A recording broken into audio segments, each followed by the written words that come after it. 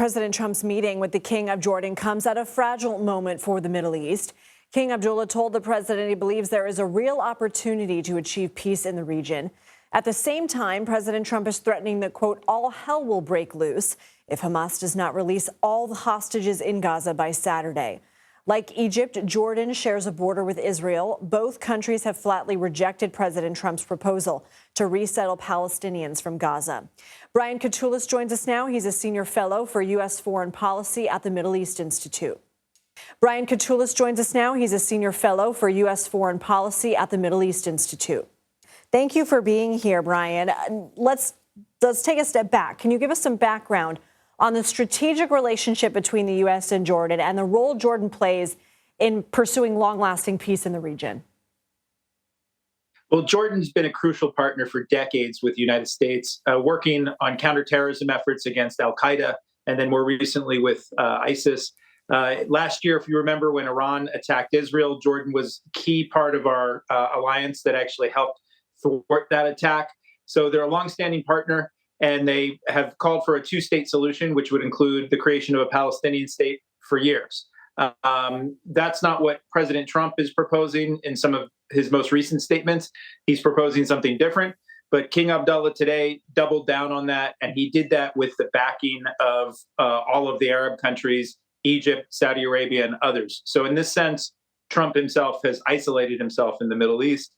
Only a few people in Israel are actually putting much stock in what Trump has been trying to sell here. Well, and President Trump initially threatened to withhold aid.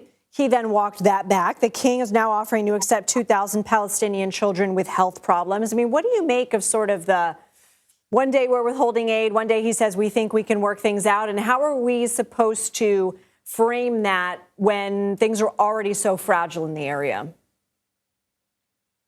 We've got a leader who prides himself in his unpredictability, but increasingly in the Middle East, America is not seen as a reliable partner.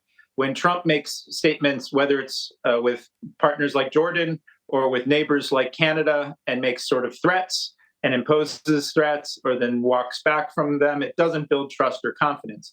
The end result will be he'll get something like this gesture from King Abdullah with the 2,000 children that they're treating. It's something that I understand Jordan has been doing for a long time.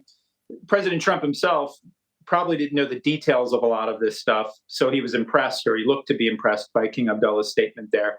But this is true to form, in my view, of Trump. He makes a lot of statements, gets the spotlight and attention from the media, from folks like you, but then the actual policy results don't really matter that much. The world moves on, and there's been a lot of energy burnt, but it didn't really substantially improve the situation for Palestinians or Israelis on the ground. So I want to play another soundbite and ask if you think that that's the same thing. Let's listen.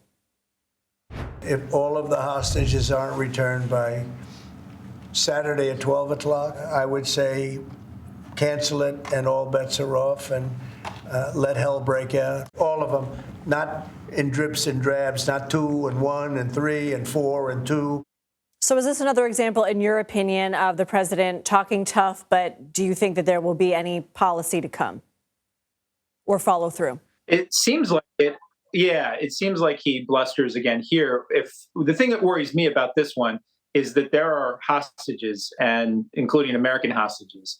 And for Trump to make a statement like that, when he says all hell will break loose, he's essentially signing a death warrant, unfortunately, I think, for those hostages.